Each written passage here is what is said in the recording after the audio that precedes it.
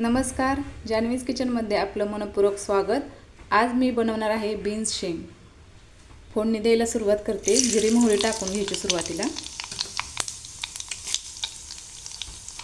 लसूण पाकळ्या, कढीपत्ता, हळद टाकून घ्यायची थोडीशी। शेंग टाकून घेणार आहे।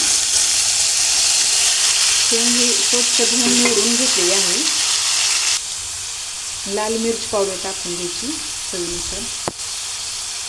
चवीनुसार मीठ टाकून घ्यायचं। शेंगदाण्याचा कूट टाकून घ्यायचा आणि 5 मिनिटं झाकून ठेवायचं आहे वाफवण्यासाठी शेंग। कोथिंबीर टाकून घ्यायची। भाजी छान शिजत आली। शेंग चांगली वाफवून घ्यायची।